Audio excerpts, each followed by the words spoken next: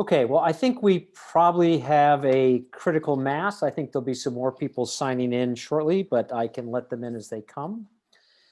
I want to welcome everybody. My name is Chet Kerr, and I am running the Irvington Pollinator Pathway Project here in Irvington.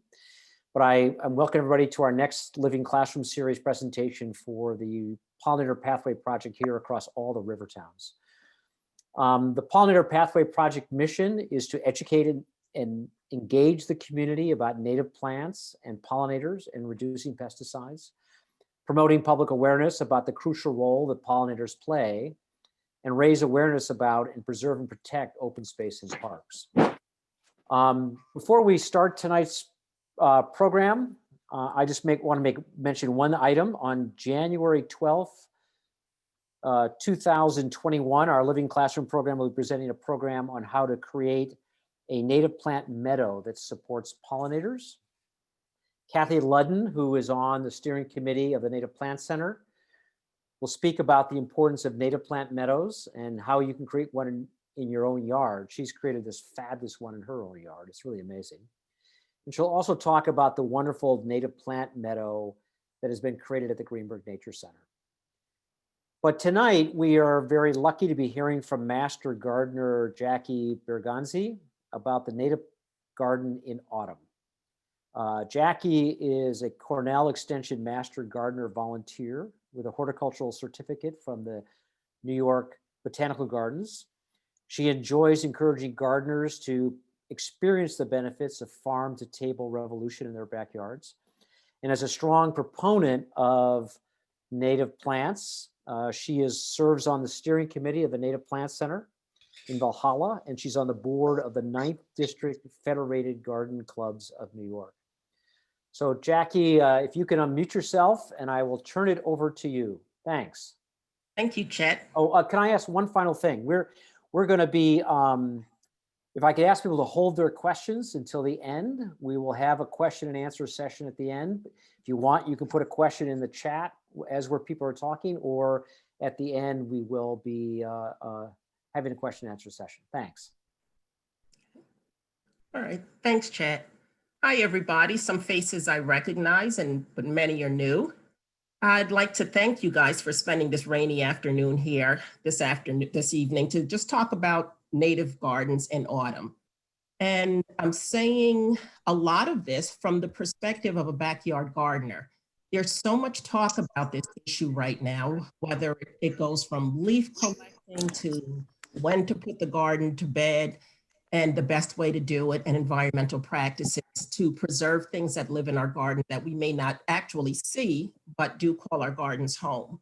So as a backyard gardener, most of the pictures you'll see tonight were taken in my backyard. And to me, that's important to let you guys know that a lot of what we are looking to preserve through our causes and our voices that we want to make heard when we think about big impacts to our climate and our environment are actually happening in our backyard. So a garden is a way that you can think globally and act locally. The pictures, the little wildlife and the creatures, they're all in our backyards right now. So we're going to just take a little walk through mostly my backyard. I'll let you know when I borrowed a picture or a site. But I want to encourage you to think about your backyard, not as just a garden, but as a living thing. So I'll switch over now and put my screen up.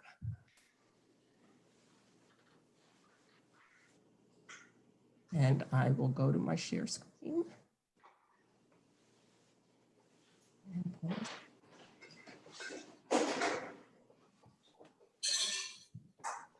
Okay.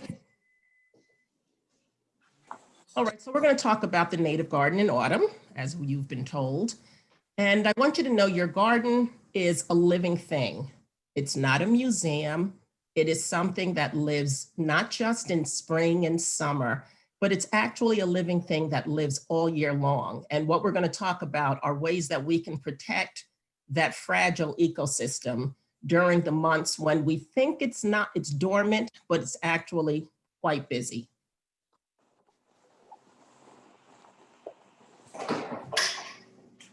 All right, so we talk about putting our garden to bed, but let's think about it. Does it really sleep? The garden really is the city that just never sleeps.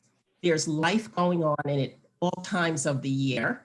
And some of the things that we might in the past have cut down and thrown away, the dried flower stems, the leaves, the stands of ornamental grasses that have now turned brown, are actually the infrastructure of this important city. They serve a purpose, they create habitat, and they provide food.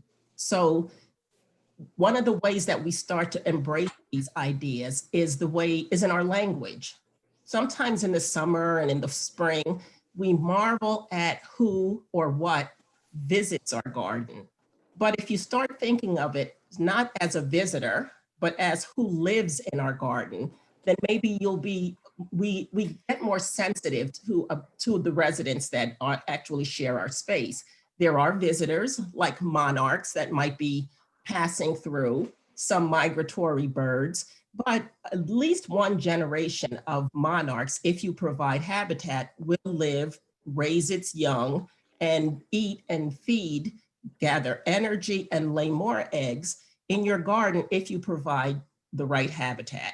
So the things that live there, hungry birds, oftentimes in the spring and summer, we don't see a lot of these bird species because they're up in the canopy. We don't see them. They usually come down to the ground to feed in the winter because they're looking for seeds. We see things like the juncos that I always call little cheerleaders because of the way their tail feathers fan out and they look like they're wearing cheerleader skirts. They're showing up now and lets us know fall is coming and winter's coming and they'll be hungry. Late season bees show up in our garden, like this honeybee that I caught in the picture down here feeding on Pycnanthemum muticum, which is mountain mint. And that picture was only taken a couple of weeks ago. Overwintering butterflies and moths. Some things will migrate, some things lay their eggs earlier in the season, but we do have some species that will stay overwinter in our gardens, and we'll talk about some of those. And then there are the decomposers. Those are the guys that make our soil rich and wonderful for our gardens. When we plant a garden that encompasses all of these organisms, animals, creatures, then we actually are making our garden very healthy. And some of the things that we go out and buy, like compost and mulch and all of those things, we can save money, we don't need them because we are providing the structure for these things to naturally occur. Oops. All righty, so here's, well, my new word. You guys may be familiar with it, but this is my word of the day, hibernaculum. As you can see, it is a derivative or at least an offshoot of the word to hibernate. It is roughly in Latin, a tent for winter quarters. That mess that you're looking at, that messy mess, and don't judge me, yes, those are hostas there. I did plant hostas at one point. I've switched to more native things, but you do see hostas in that picture. But in that native garden, there, what looks like a complete mess from a distance is actually a huge tent for the winter visitors or occupants in my garden. If you got a little closer in this picture, you'd see songbirds at the roots of down on the ground, foraging in and out of all of those brown stalks. And if you got even closer and you flipped over a rock, you'd see an even smaller little community of little bugs and squiggly things that are still moving around in the fall and in the winter months. And if you got really close and looked at something that you might have thought was a dead leaf, you might catch a preview of next year's amazing show, which might be a butterfly chrysalis or some sort of cocoon that is holding a surprise that will stay the winter in your garden inside of that mess. So within this hibernaculum, there are little small hibernacula that are each hiding a little gem that needs your support in order to get through a very, very rough winter. So I want to show you up close here. This looks like dead leaves. It's on the stalk of, if I remember correctly, I believe, an echinacea plant. The stalk is browning. The leaves are just hanging there. but I didn't want to disturb it too much. This little first leaf, the leaf on the left, if you look carefully, you can see the webbing on the inside of it. This is a little tent for the winter for some overwintering pupating creature that's curled itself up in this leaf and is now staying warm and is hoping that no one comes along with a leaf blower or a shredder and takes it out of its little tiny tent where it plans to spend the winter. And you might see something fabulous in the spring, and you won't know where it came from, but these little leaves hold surprises. So while I sat quietly trying to grab a picture, I was admiring the structure of the garden. And, you know, it's not for everybody, but I hope that it'll be for you by the time we're done tonight. These are dying Joe Pye weed, and it's a stand of woodland sunflowers in my backyard. I'm sitting on a tree stump, and I'm just waiting to catch a picture of a bird or something. And I startled this little guy up here, this little sparrow, little songbird that jumped out and made a warning call for all of the other sparrows that were actually sitting all around me that my reflexes nor my camera are fast enough to catch pictures of. But there he is, and he made the warning call. And when he made the warning call, maybe 5 or 6 or 7 little sparrows flew out of this little brush while I was sitting waiting to see something. They were actually watching me. And this guy and his friends were foraging in this stand of what looks like dead plants. And at a time in my gardening evolution, I would have cut down by now. I would have thought, well, you know what, that's really unsightly. So part of what we learn is that what's ugly to us is beautiful to someone else. And these are some of the things that are still hanging around in the garden as early or as late as maybe this weekend. It's getting a little chilly, and I guess we're looking at the potential of snow early in the morning. But these are some late season visitors that stay in the garden really until their metabolism or the food source will no longer support their being there. You'll notice in the end of the season, bumblebees tend to become very lethargic and they move slower.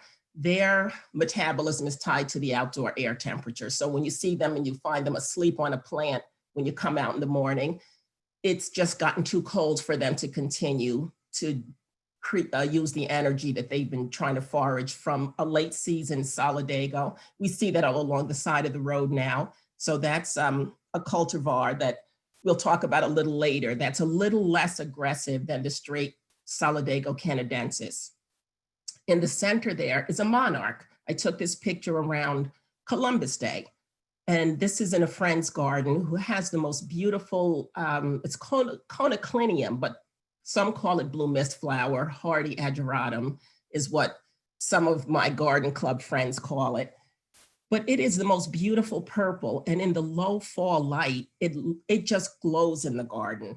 In the spring and summer, it's kind of an unpleasant looking weed. If you have snake root, white snake root in your yard, this looks like a purple form of it. And I honestly don't know if it's as poisonous as snake root is to humans. So it's something worth looking into, especially if you have little ones in your garden. But I recommend this beautiful plant to everyone. It's easy to grow from seed, and we'll look at the seeds of it a little bit later.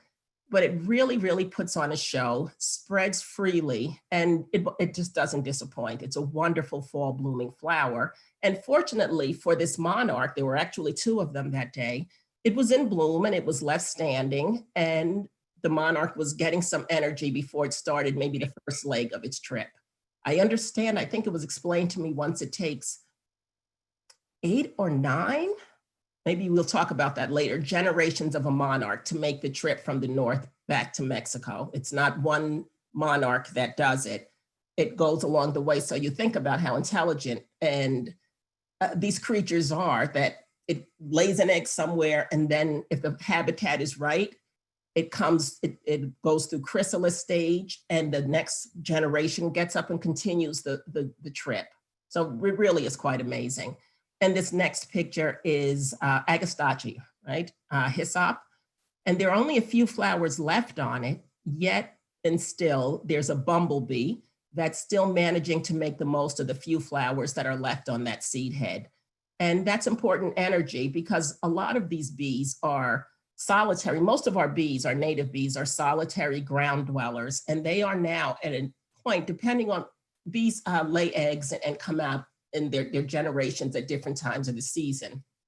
But if this bee is filling its nest for the eggs that it's laid, it needs as much nectar and pollen to make food for these nestlings as it can make before the spring. Before it goes into hibernation, everything it shuts down. And in the spring, these little eggs are going to turn into little tiny bees, and they're going to need to eat before they leave the nest. And when they leave the nest, they depend on our spring garden to feed them right away because they're coming out hungry and they can't go very far. So if we plan for the spring, and we can plan for the summer, we plan for the fall, and in the winter, all of these things are taking place beyond our sight and come out to thrill us again in the spring. This is one of my favorite little guys here. This is the banded woolly bear. It will become the Isabella tiger moth, but I kind of like the caterpillar better. Now this I found when I was cleaning up my vegetable garden with my granddaughter. We were taking things out, and I am a believer that tomato plants and certain plants that may harbor pests and disease do need to be taken down. But right behind my vegetable garden is my main pollinator garden. I have a few, but this one is the main one. And I put it there to support my vegetables. So, you know, back in the day, the old folks would say that depending on how fuzzy the tiger moth, the woolly bear got, it would let us know what kind of winter we were going to have.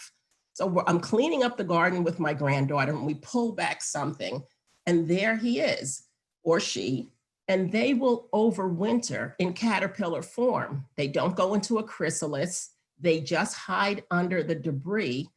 And the earliest I've ever seen one on the move again, I was in Chappaqua, and it was crossing a parking lot in April. So I thought, okay, maybe I'll start my spring cleanup now because the woolly bear is on the move. So that must mean he's past his, he's going off somewhere to become a tiger moth. But this guy is really a fun thing to see, especially if you're out gardening with your kids or your grandkids or your neighbor's kids. So I decided I was going to go on a little hunt for myself. The fritillary butterfly his host plant is a really pesky lawn weed. Its whole life depends on wild violet. And if you've seen wild violet, and you can see it kind of in the bottom there, in the bottom of this frame here, there's wild violet in there. So I figured I'm going to go look around the wild violet, and I want to get a picture of a chrysalis to show. So here you see some mountain mint in the top, the silvery foliage stuff that's starting to collapse. I forget what all the rest of this mess is in the back garden, but I'm looking at these leaves here and I'm checking, and there I find something. I don't know if you can see it in there, but I thought, hey dirt, I found the little fritillary chrysalis. Where is it? Well, that's what I thought it was. When I got up close, let's go back. If you can see this little leaf here, that's sort of precariously perched right there, the curled edge of that leaf caught my eye, and I said, oh, there's something there. Let me get up close and see. So I looked at it and thought, oh, maybe this is it. So I did a little research after I got up close and blew up the picture. And it turns out it was a syrphid fly pupa. Well, should I have been disappointed? No, I was thrilled. A syrphid fly is in fact a hoverfly. Now, if this to you at first glance, because to me, that's what it looked like to me, was a bee. I got this picture after someone explained to me what a hoverfly was and what a bee mimic is. And a mimic, sort of like if you like monarch butterflies, you've heard there's a butterfly called the viceroy that mimics the monarch for survival. A monarch is poisonous to predators. So the viceroy butterfly has evolved over time to look like a monarch so that predators will leave it alone. Well, this fly, a hoverfly or a syrphid fly, is also a mimic. And he looks like a bee, so predators will leave it alone. But if you look at the eye structure, you can tell that's a fly. And you can't really see them, but the antenna here come out from the center and they're short and stubby like a fly. And there's only a single pair of wings. And there's something else missing from it that most bees have, and that's the body hair that tends to hold pollen while they go from flower to flower. But the hoverfly is an important pollinator because it still moves from flower to flower. It may not move pollen as effectively as bees that have evolved because they need pollen in their diet, but it still moves pollen. But what it also does is it preys on aphids. And if you're a gardener, no matter what you garden, if you garden roses or native plants, we all have had problems with aphids that suck the life right out of your plant, and they're difficult to get rid of. We even go online and order ladybugs to eat the aphids. But actually, if in the fall, if you didn't leaf blow away this little guy, then you have, in fact, a natural predator for aphids. So you can see how sometimes just knowing about what's in your garden can make you a little bit more sensitive to how we manage it. Make sure I'm not missing anything for you guys. Okay.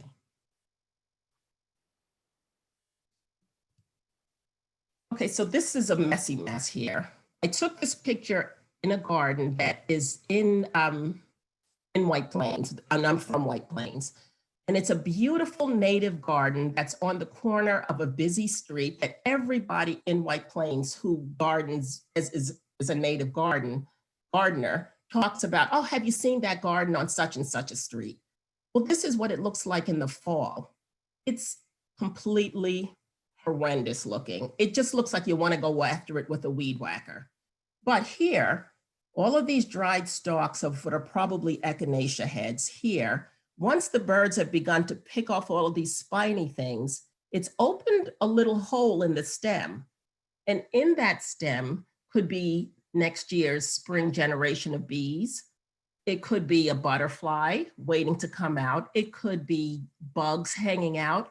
Many things make their homes in these empty, hollow stems. They're cozy little places that bees and bugs and butterflies all hide in to overwinter.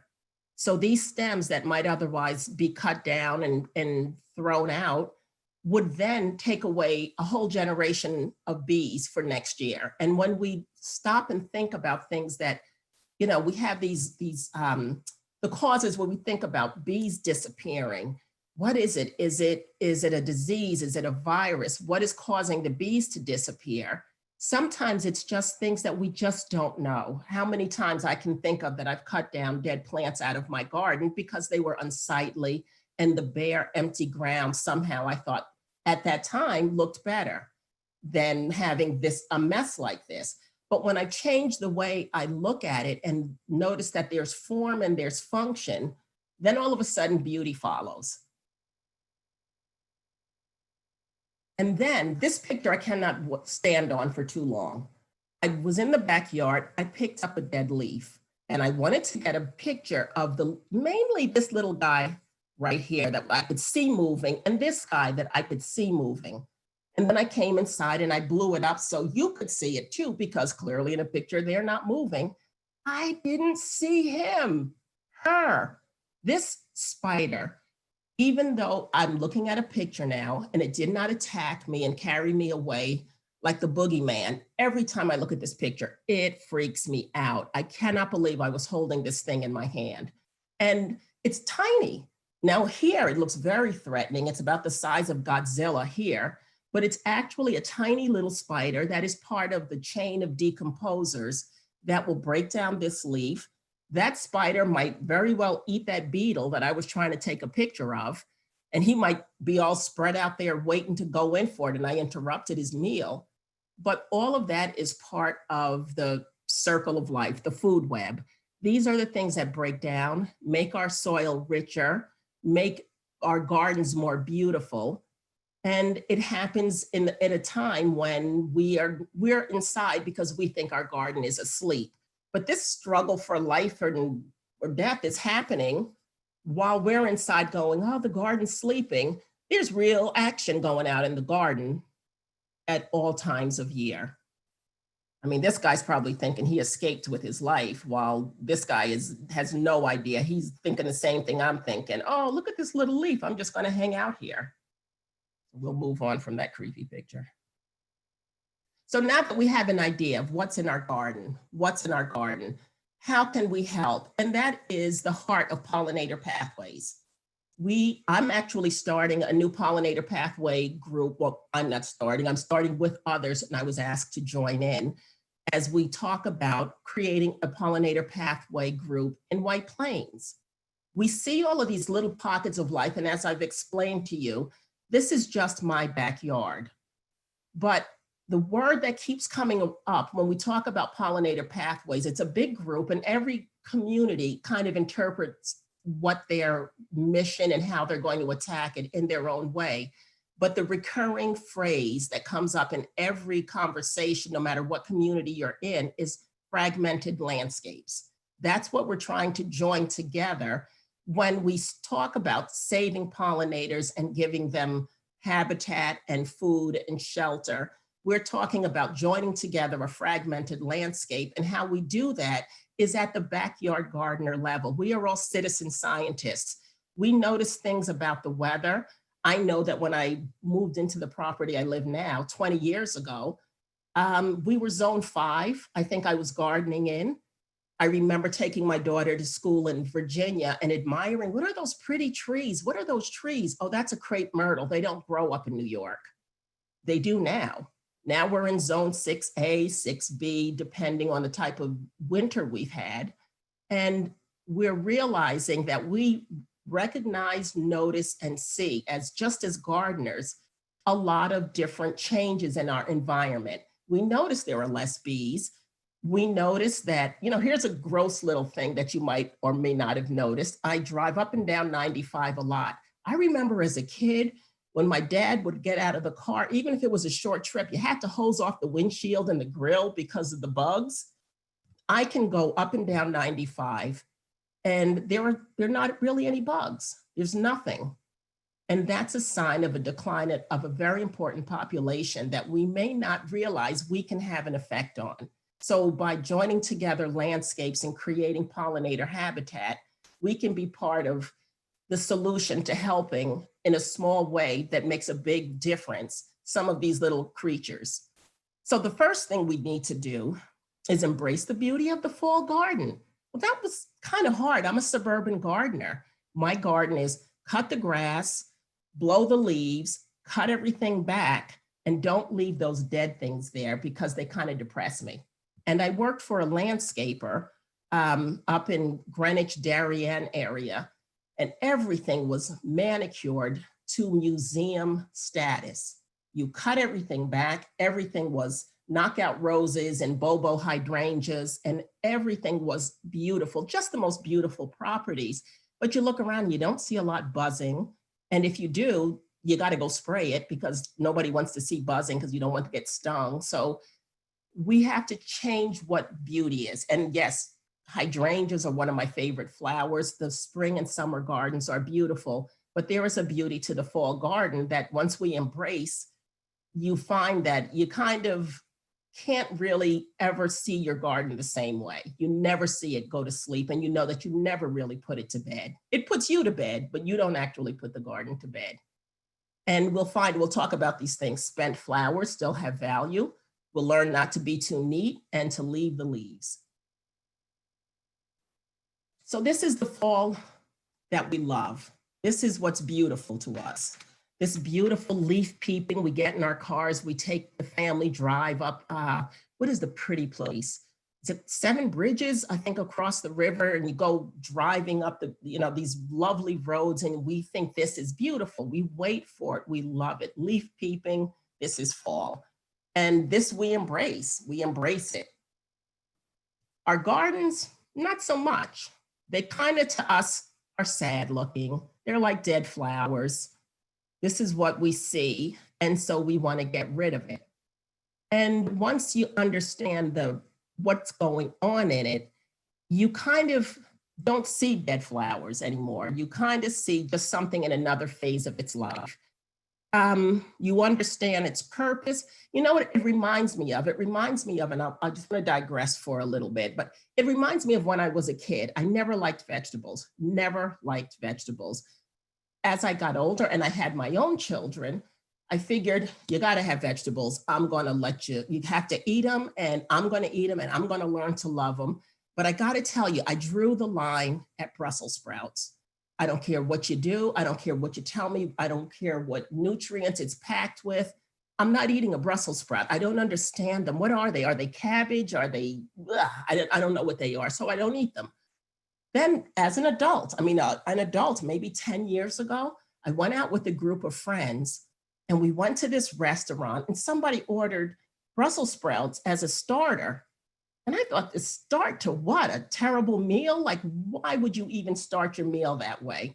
And I wanted nothing to do with it, but my mother told me don't make faces when somebody says something that you don't like. So I just smiled, sounds lovely. And they brought out this plate of Brussels sprouts, but they were roasted in olive oil with sea salt, and then wait for it, bacon on top. Bacon on a Brussels sprout. What genius. I tell you honestly, if you put bacon on your shoe, I'm going to eat it. So I tried one and realized, oh my God, this is good. I love Brussels sprouts. I love Brussels sprouts more than broccoli. And to the uninitiated, that might sound like a choice between corns or bunions on your feet. Neither seem all that appealing. But if you like vegetables, I think Brussels sprouts are actually better than broccoli. Now, back to the garden. If this looks to you like a plate of Brussels sprouts, then I want to tell you what your bacon is, because every Brussels sprout needs bacon. It's the butterflies. Butterflies are the bacon to your Brussels sprouts. And that's just kind of the way you need to think sometimes. When life gives you Brussels sprouts, you got to look for bacon. And in this particular case, this sad little pile of flowers that I otherwise would consider unsightly and not to my taste, all of a sudden, when I think about something in here is going to make some butterfly or some little creature live so that next spring I am going to be thrilled, then all of a sudden it's a little bit more palatable. It's actually beautiful. And I kind of like sometimes the fall garden better than the summer garden. So we look at this and we realize that when everything is gone, we see the bones of the garden. We see the structure. We see a busy community of living things. And it's actually kind of cool to think that what we would normally discard or throw away creates a habitat for something that if you got your neighbor to do and you got that neighbor to do, simple things, simple little things, leave a garden standing. Well, who doesn't love that? It's less work. It's less for your landscaper to come and do, that you can actually start to replace some of what we've lost. So in this garden that has echinacea heads and all kinds of little seeds and bugs that are living in there, and actually in there somewhere is a jet's gnome. We keep moving this little jet's gnome around our garden, trying to give the jets good luck. It hasn't worked yet. So the only thing that's benefiting from this garden is basically whatever little overwintering creatures are in there. But this garden that used to be one of my favorites in the spring, I just get a kick out of now. I look at it and I wonder who's in there. Okay, don't be too neat. This is too neat. If you look at this garden, there's really nothing to recommend it at this time of year. And I got to tell you, this is a garden I inherited from a previous landowner, and I haven't quite figured out what to do with it yet. But it's somewhat uninspiring. And but it's neat. Now, there would have been a time when I would have said, oh my goodness, isn't that lovely? They've cleaned everything. This is actually a butterfly bush, which some people might hiss and growl at, but it supports this hummingbird that comes and stays there all summer long. So our family's gotten rather attached to it. I won't get rid of it, but I will add to it. This has been leaf blown and pruned to beat the band. There's just really nothing going on in this garden. What's out of the frame is a little bird bath that I try to keep fresh water in so that there's some reason for something moving to come and visit this garden. But there is no need for this if in fact your goal is to keep this garden a living thing all year long.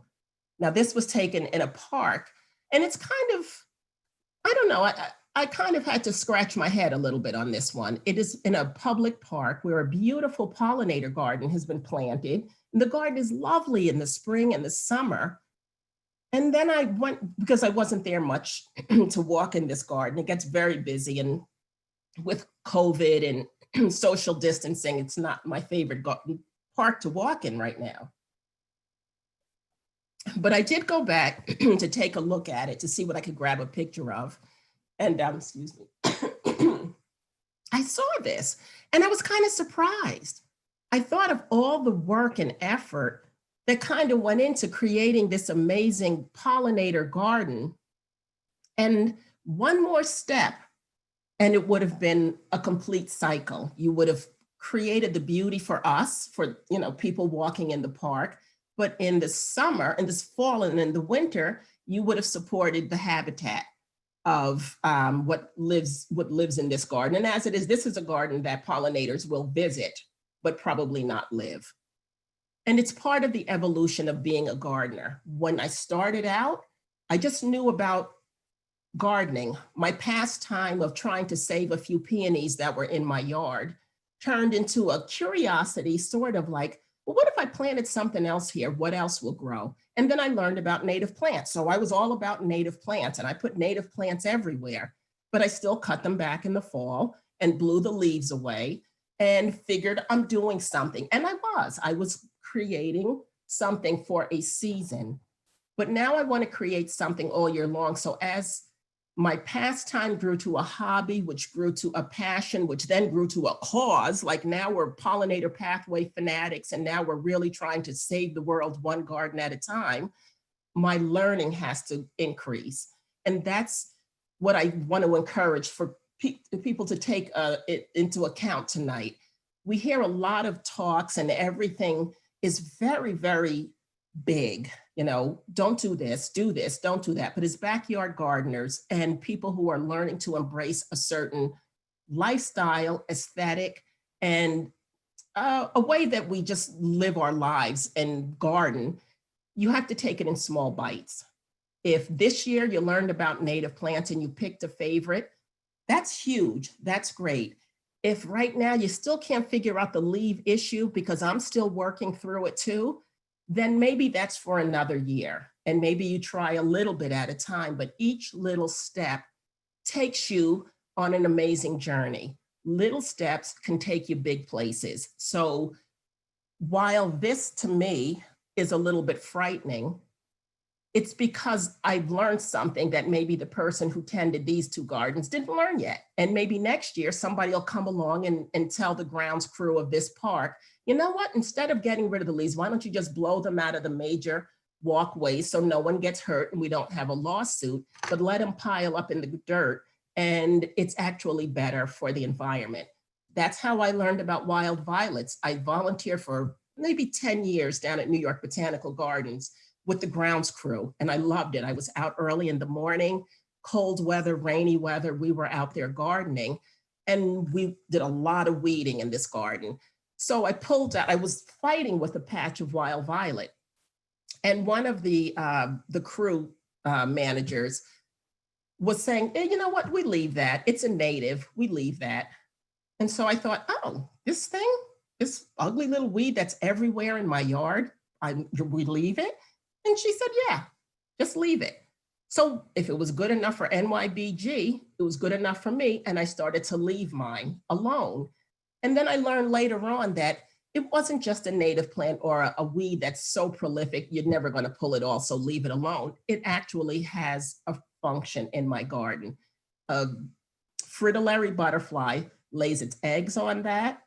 The worms come out of the eggs, they eat the leaf and go right into hibernation. The chrysalises hang off the leaf of the plant. The chrysalises mature when the flower, the wild violet flower, opens. So its whole life cycle is tied to this weed that really is not harming anything. It just doesn't fit in with our golf coursey looking lawns. But other than that, it's got a real purpose, probably more of a purpose than my golf coursey looking lawn. So each step as a gardener is an evolution in the way we think and act, and it has potential to have a big impact on some of these small creatures that we now are starting to realize 58 years after Rachel Carson wrote Silent Spring about the use of pesticides and killing off our birds. We're just now getting our minds around, you know, she was ahead of her time, and now time has caught up to her ideas and her thoughts. And we're starting to realize, well, what can I do? What can I do? And these are small steps that we take as we continue on our journey to be better people and better gardeners. And so we embrace our fall gardens. This is a stand of native grasses. I love the red. This one here is a red panicum. It might be one of the new cultivars, Cheyenne Stars or Shenandoah, and there's one called Ruby Ribbons, but it's beautiful. And this is it late in the season. You can see it starting. I think I took this picture this weekend. It's still holding its form. You can see the airy seed heads above the telltale panicum seed heads, which are beautiful. And some people don't like it. They say it's aggressive. And chances are when this cultivar sets seed, it will revert back to the native panicum, which is still beautiful. It just doesn't have the red. But it's a beautiful stand of grasses that if you leave it up, it actually, leaving your grasses up, your ornamental grasses up over the winter, actually insulates the crown of the plant. So you can cut it down in the spring so that the new growth can really come up and flourish, and you won't get that kind of messy look. I tried just not cutting it down, period, and letting the new spring growth come on top of the old fallen grasses. And I have to say, okay, I can go with messy, but there's only so far I can go. And it's actually better for the plant to cut it back in the spring. But leaving it up in the winter is good for the plant too. So it has a horticultural purpose as well as being cover for birds. This other picture to the left is another ornamental grass that is known to be aggressive, but isn't aggressive, at least not in my yard. And that's Chasmanthium latifolium, or northern sea oats. You gotta love these pretty little seed heads that look like little arrowheads. It's really a lovely plant. And if you, like me, if you do floral arranging, this is wonderful in dried floral arranging. The seed heads last forever. I think I have a couple of stalks of it downstairs in my kitchen now. And it's been there for about, I don't know, 2 years. It's just pretty. That doesn't mean I haven't cleaned my kitchen in 2 years. That just means I let that thing stay. So I don't want anybody to get the wrong idea here. But standing here with the Chasmanthium is the Joe Pye weed that's now browning, and the stand of woodland sunflowers. And together, I think it's pretty. And when I sit back there and I'm walking around the back of the yard, in a part of my yard that it's very difficult to grow anything. Apparently there was an old barn, a horse barn or something back there at the turn of some century. And you find weird things back there. I find horseshoes, bricks, weird debris, farm debris. It's a weird place and nothing grows back there. So, but look what did grow. The native grasses, Joe Pye weed, which if you dropped a seed in your living room carpet, it would probably grow. And sunflowers, woodland sunflowers. All of them are pollinator friendly. And I think left alone, they kind of make a little bit of a statement. They provide what we like to call winter interest, something to look at when you're washing the dishes and looking out the back window. Now let's talk about leaves. Okay, so this is a big issue in a lot of communities. Chet led me to the link on the Irvington community landscape ordinances. And you can see that communities, municipalities are trying to embrace a more eco-friendly ethic, as well as something that reduces a carbon footprint. And we're trying, and that's huge. That's huge. So you can start by maybe asking your landscaper to not remove the leaves from the garden bed. If you have a very wooded area, you can have them move the leaves from the grass areas into the wooded areas and then leave leaves in garden beds, because in most of the pictures that I've shown you tonight, they're from garden beds. They're not from, and I'm sure there are things living in the middle and the center parts of the yard, but often the things that stay in the garden stay because there's seeds there, there's cover. So moving the leaves over there is a nice way to just kind of add a further layer of insulation to that winter tent that these creatures are using. Now I live on a suburban lot. On my street, my house kind of sits slightly downhill to where the sewer drains are. So in my front yard, I have the person who helps me with my lawn move the leaves into the garden beds in the front of the house. And then over the rest of it, just run the lawnmower. And when the leaves start getting really heavy, which they probably will after tonight's storm and in the next couple of weeks, some of them may have to be to keep them from blowing into traffic and from clogging sewer drains. I will remove some of them, but the leaves in the back, they're not doing any harm, so they can stay there. A year ago, I asked my landscaper to not use the leaf blower in the summer. Now, if you're not aware, check your municipality's website. Most municipalities, if you're not from Irvington or White Plains or wherever you may be from, check the website. Most of them have noise ordinances, and they're not supposed to be using gas-powered leaf blowers above a certain decibel of noise from, I think, May, after your actual spring cleanup, until the leaves start to fall. You know, places like Larchmont, yay Larchmont, they banned leaf blowers, gas-powered leaf blowers altogether. I think that's actually great. So I tried it about a year ago. I started, and my landscaper was kind of, that is not going to look good. You don't want me to move the leaves? No, just leave them. I had chrysalises of swallowtails literally hanging off my garage. I find woolly bears walking across my patio because the all clear had been sounded. They weren't afraid of that noisy thing that comes along. Now, what they can hear and whether they're afraid, but they got to know that there's a destruction of their habitat. And when there's habitat, they feel a little freer in that space. So all of the things that crept and crawled across my patio so I could see them and lived in the yard were amazing.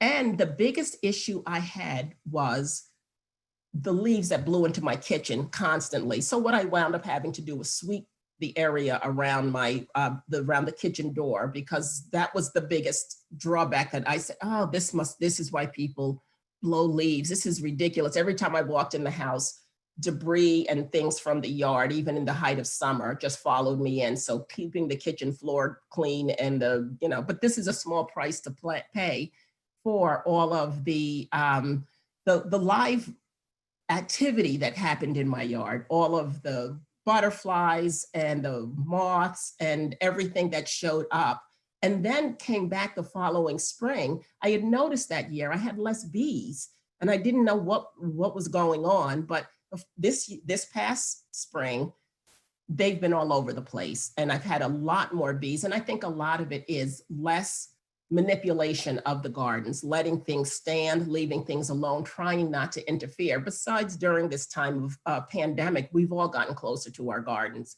We've gotten further from ourselves and closer to our gardens, and thank God they're there. But check your municipality and see what sort of environmentally friendly programs they may offer or encourage. Like in my municipality, and I'll show you the flyer, I was kind of surprised to find that they actually have a printout that a little pamphlet I can print out and sign and give it to my landscaper to say, in support with the city of White Plains, please don't blow my leaves and remove them from the property. And it's called leaf cycling, as I think it's called in a lot of communities, but it's a great idea. And it kind of gives me a little bit of, I don't know, intestinal fortitude. Like I always feel like when I'm asking my landscaper to do something, I should ask him really nicely. And I'm kind of asking him like it's his yard and I don't want to make him mad, but it's my yard. My city says I can do this. So please leave the leaves, even if he looks at me like I'm crazy, which he's been doing now for years. I'm the crazy tree hugger lady. So he just goes, oh, your yard, as he says, you're the boss. And he does what I ask, but it's always while he's shaking his head. But look, the city agrees that you should leave my leaves too. And leaf shredders have become very popular. They've become very popular. And if your goal is not to remove leaves from your property and find another use for them, I understand. But if your goal is to allow things to live, leaf shredders may not be your best option because they are like rototillers. They will shred up everything in their path, including all of the little sleeping things I just showed you. So I had a leaf shredder in my shopping cart that I was going to buy from Amazon, and I decided, you know what? No, thank you. So this is the leaf cycling brochure, and I'll speed up a little. I realize I'm running a little late here. Okay, is it too late to plant? No, fall is a great time to plant. And if you can plant from now until the ground freezes. These are natives and perennials, and they should be just fine. And it works in the fall because many seeds that you plant need a period of cold stratification, a period where the cold kind of induces the seed to break dormancy. So that's kind of what you want to have during, sort of like bulbs. We plant bulbs in the fall because the bulbs need about a 6 to 8 week period of dormancy and cold so that they bloom in the spring. The same thing with many seeds. Many seeds need that. So it happens naturally. If you plant seeds now, you're naturally stratifying them. Okay, and if like tonight, we're entering a rainy season, the ground, it's not so hot, and you do less watering. You've probably turned your sprinklers off if you had them anyway by now, so less watering, moister soils, and soils become more friable once they kind of get a little bit damp. New plantings will establish, and if you plant in the fall, you'll probably get your spring blooms. Some things take a while. Some species don't bloom right away the first year, but oftentimes things will germinate and you'll get spring blooms. If you are planting trees, they should have been in already. It's kind of too late now. The roots won't establish, especially evergreens. They require a warmer soil temperature and air temperature than perennials do. And then that's another use for your leaves, is you can use them as mulch. My problem with planting in the fall is I have a bad memory. I've planted bags of bulbs and then walked around in complete shock in the spring. Who planted all of these when everything comes up? Because I forgot I did it. So what happens in the spring is I'll plant things, especially from seed, forget I planted, and then weed them all out when I'm pulling out the early spring weeds. Mark it, take a little piece of plastic or an old spoon or something and just mark the areas where you plant so that you don't weed all your seedlings out.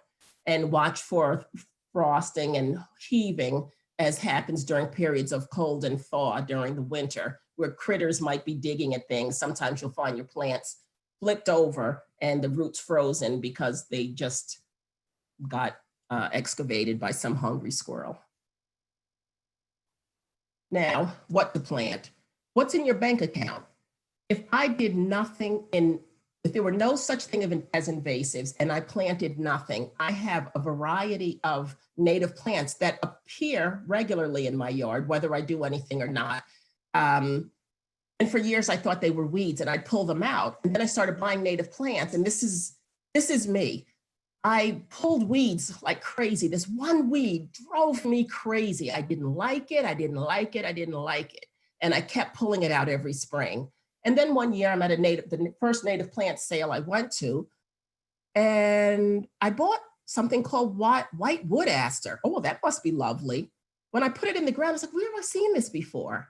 It was the weed I'd been pulling out all spring for like the past several years, was actually a native that's a late season bloomer that pollinators love. There's the bacon on my Brussels sprouts. I don't have to weed it anymore. Great. So there are wood asters, there are wood poppies that come. There are things that I never had to plant that come. These things are in the seed bank naturally. If you find that you have something good like sensitive fern or something that's a native, leave it. You'll enjoy it and your back will thank you when you're not constantly weeding it out. Succession plant all through, continue with that, things that bloom in the spring for early pollinators, things that bloom in the summer, and then continue with long blooming perennials and things that will take the late pollinators into the cold snap. And don't forget trees, color, berries, trees are great. These are a few things that show up naturally in my yard. That's the white wood aster. It's on the left here, the white wood aster. It's a lovely plant. I no longer weed it, and it's a great ground cover. I have a lot of poison ivy. It's a native plant. I don't let that stay, but Virginia creeper, which is very similar and has great red fall color, is everywhere. I let it stay. And over here is a delicate little wood poppy. It just showed up one day, and so I let it stay. If you're going to collect seeds, Cornell, I must say, in deference to Cornell, when you plant by seed and you buy seeds, make sure that they are virus-free and sourced from a responsible seed seller. Viruses do travel with seeds. My feeling is I'd rather collect seeds than share plant swaps with dirt that could be infested with jumping worm or some other kind of pests that are now infiltrating our entire ecosystem. So I think seeds are a safe way to share plants without passing on pests. However, you have to be careful with seeds. So if you're buying seeds, buy them from a reputable source. If you're collecting seeds for your own enjoyment and sharing around your yard, and I'm just going to run through a couple of where to find these seeds because it's not always clear. Agastache, this is the seed head. These little ovules or tubes carry thousands of seeds. And this is the seed head, but this is the size of the seed. Very tiny, thousands of them. Enough for the birds and for you. We all know this, Asclepias, right? This is Asclepias incarnata. Interesting seed heads, also great for floral arranging. And then the seeds disperse.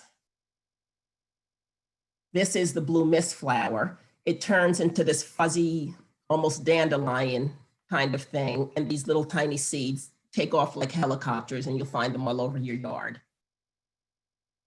Echinacea, we see those spiky things, but that's not the actual seed. The actual seed is this little whitish duff that seems to be at the bottom of the spike.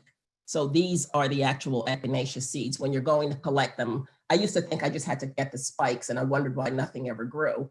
It's because the seed hides at the bottom of the spike. Sneezeweed, Helium autumnale, and yes, I know I spelled it wrong on the plate. I was rushing. These little spiky heads also are covered with hundreds of seeds. And Liatris, lovely again, with all of these little tiny helicopter-like seeds. Monarda, all these tubes carry thousands of seeds. And the reason why there are only a few here is because the plant, the little seed head was wet and they all stuck to my hand, but that's the size of a Monarda seed. Wild violet that I talked about before, the host plant for fritillary butterfly, has a seed similar to if you've ever planted pansies or violas, that little three-pronged thing that pops open and seeds kind of explode out of it. You probably have it already in your yard and don't want to encourage any more, but keep in mind it supports the life cycle of butterflies. Also add plants, not by seed, but go and buy them. This is the Solidago fireworks. What I love about this is that it covers everything that's dying in this back pollinator garden. There's all kinds of dead, maybe unsightly things, but this guy lets all the late season pollinators know that it's here. If everything else is shuttered for the season, if everybody's only offering seeds at the Echinacea bar and they're only offering seeds at the Monarda bar, the Solidago bar is still open. Come on and have a sip of nectar. This is the Joe Pyeweed Eupatorium. It starts off a lovely mauvey pink. I don't know, do people still say mauve anymore? Dusty pink, and then it kind of burnishes and browns. And it's really a lovely plant. It gets super tall, but then there's little Joe that's not as tall. Pollinators love it to the last drop. And keep the buffet open. This is 2 shots of the same garden. This is what this pollinator garden looks like in early summer. You see the Asclepia and the Echinacea and the Rudbeckia maxima. And here is that solidago that gets so crazy at the end of the year. But here it's very well behaved. Fast forward to the fall, and this is the same garden. There's still the Echinacea heads, still lovely. There's still the pretty seed heads, interesting seed heads of the Asclepia incarnata.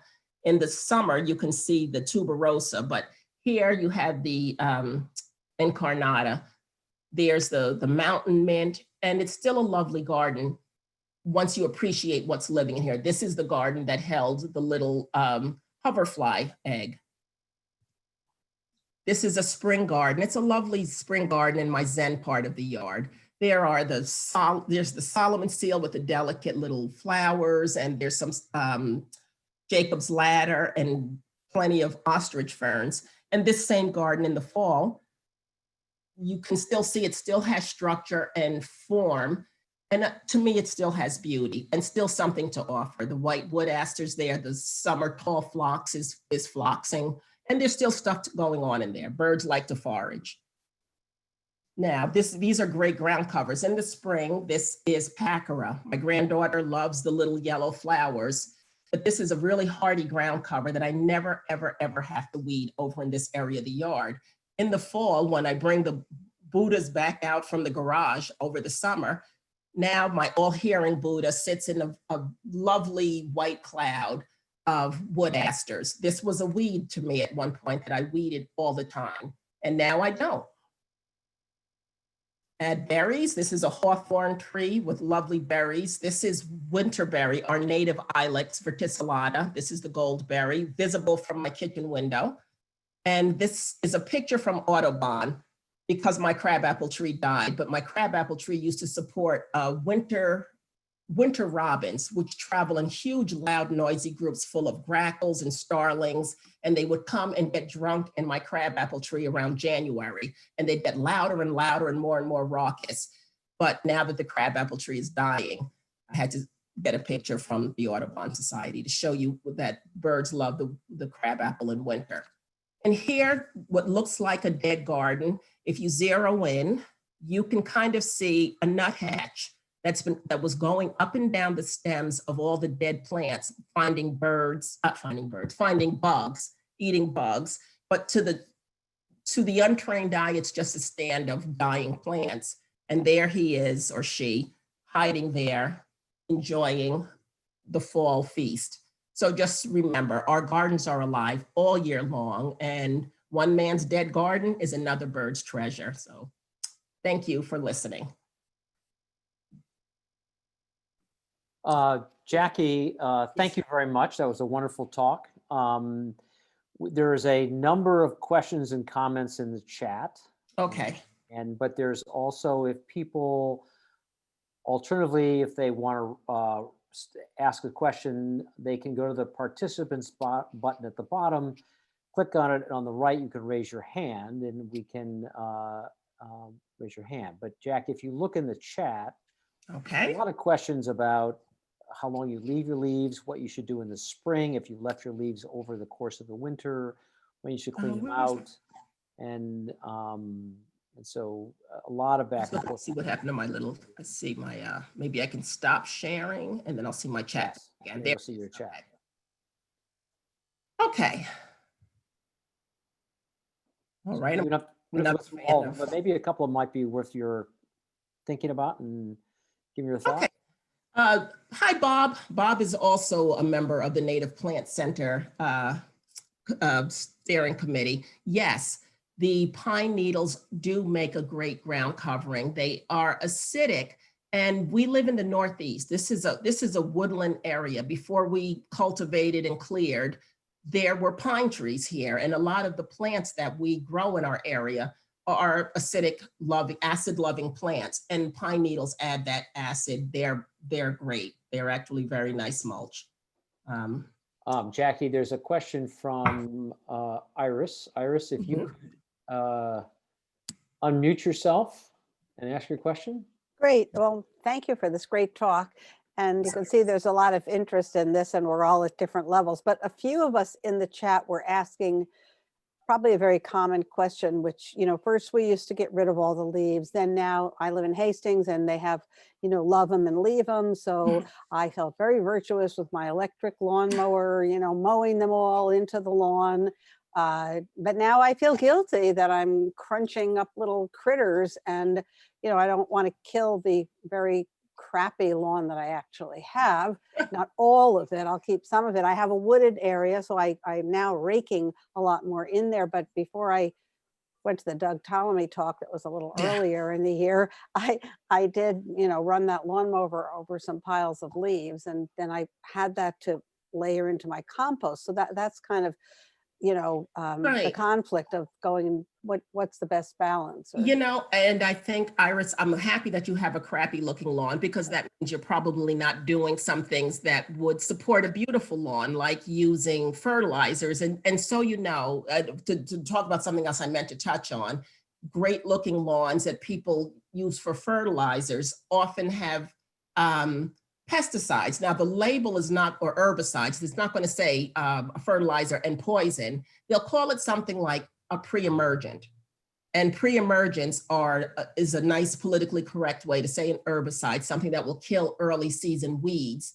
And I found that when I would let the landscape person put fertilizer down to make the grass greener, he would put a pre-emergent down, and plants that I had that people said, oh, it spreads like crazy, never spread. And I couldn't figure out why. And I stopped using the fertilizer that contained the pre-emergent.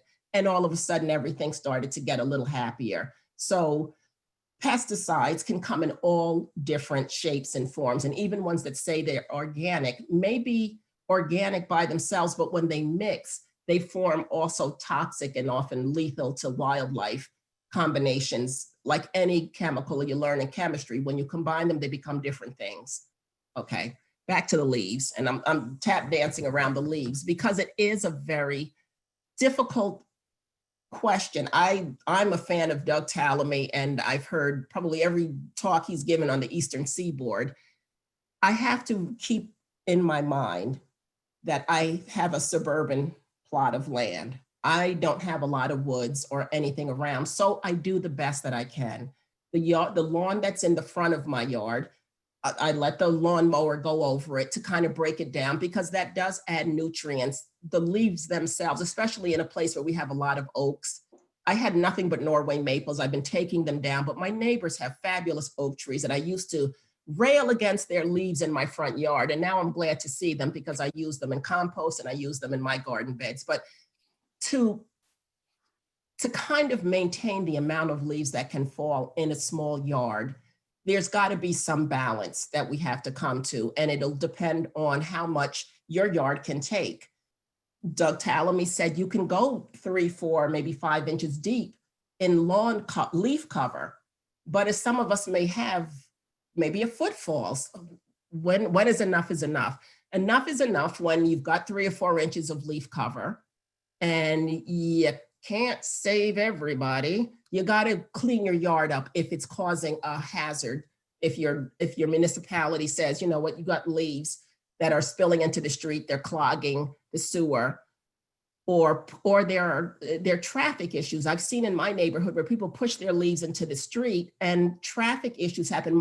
One of my daughters actually got hit by a car walking to school one morning by a person who was trying to skirt a pile of leaves. Fortunately, she was not hurt, but it was very scary. And she was trying to get around the leaves, and a car was trying to get around the leaves, fortunately at a very low speed, but it knocked her into the pile of leaves. So there's got to be a balance between what we can handle at this time, what our yards can handle, and what the city can handle. And you've got to, call it when you realize that, okay, there's no more place to put the leaves.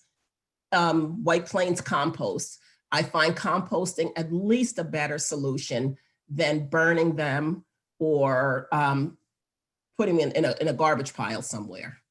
And I don't know, that wasn't much help, Iris, but I think that a lot of us are trying to figure this out. And I think you just keep piling them in places till you can't pile them anymore. And then, you know, but it bears more conversation. And I would love, maybe this is something, Chet, maybe we can get somebody from a municipality to come in and talk to us about the leaves. I was glad to see that my community supports leaf cycling, but I don't know how much cycling is going to be, I'm going to be able to do in a small yard.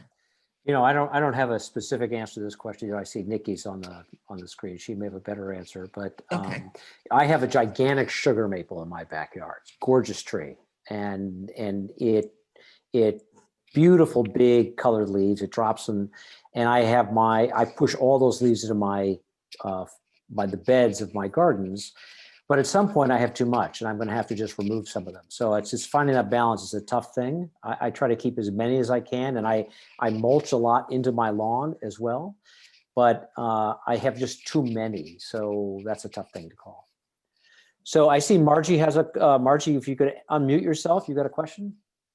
Yeah, it's sort of tying into Iris's question. So I was always collecting the leaves and mulching them and putting them back on the flower beds as mulch. But it sounds like really I should just leave the leaves naturally on the flower beds, clean up the lawn as I need to a little. And then, but in the spring, you know, does that mean in the spring, my flower beds are going to still be covered in leaves, or do you find that they break down enough over the winter? I find that they do break down. They do break down. Now, if you had a foot of them in there, they might not. But I find that the leaf debris in the bottom of a really crowded, I like to grow flower beds super crowded. I like them, you know, just really jammed in there cheek to jowl, because it is a weed suppressant. The leaves that are falling have fallen and maybe haven't completely decomposed in the ground, are a living mulch, and nature will find a way through those leaves. And I can understand if there's a foot of them, then, you know, maybe nature won't. But I think the leaves, I don't have the leaf beds blown out too much in the spring. I just kind of find that they will break down over time and things will continue to grow through them and they'll continue to break down. I fought this whole area of my yard once because I thought the pine needles that Bob just asked me about were the devil's work. And I spent season after season under these great big lovely pine trees. When I was trying to be a gardener, I was learning. I too much what do Greenspan call it, irrational exuberance. I was just pulling everything out of the way. And that soil on that side of the yard has never been as beautiful as it was the first year I planted there, because all of those pine needles that built up year after year after year were actually making that soil just juicy. And it was a happy soil. There were all kinds of things living in it, but I cleaned it up too much, I think, a little bit. So now what I see falling, I let nature take care of. I mean, these were all woods before, and they were beautiful, sustainable hardwood forests here that you gotta believe nobody came and raked the leaves then. And it doesn't create, like, I think I've read that it creates, if you have whole leaves, they create like a mat and they can't grow through it, but you find that that's not the case, that they really, it finds its way through. What I find is if there are too many like piled somewhere, like in your compost bin, sort of like I thought one year I had to put all the grass clippings in the compost bin. As green matter, it got slimy. So I piled leaves on top of it, but I didn't turn it over, so it got slimy. What I find in a garden bed anyway, is that there's so much other activity happening that the leaves don't mat and get as slimy. If you have them in a pile somewhere on the side of your yard, they probably will, but within the garden bed, it seems to me, and I'm open for anyone else who's found something different. I find that within the garden bed itself, there's enough growth activity, foraging from birds, decomposers, that the slimy grossness doesn't happen within the garden bed in that environment.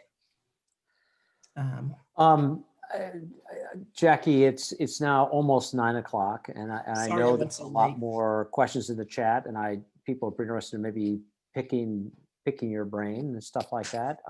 What I might suggest is if you have further questions for Jackie, you email her directly, but I think we'd better call it for tonight. I want to thank everybody for joining us. Jackie, I want to thank you for a really interesting and frankly, a really inspiring talk. I think this is something we're all struggling with. How do we handle our, the influx of leaves in our yard in the fall? And this was very, very helpful. So I hope to see everybody on our next talk, which is again, January 12th of next year. Things might be different then in many, many ways. We will have to see over the next couple of weeks. But anyways, I just want to thank everybody for being here, and I'll look forward to seeing you all again. So Jackie, thanks so much. Sure. Bye, everybody.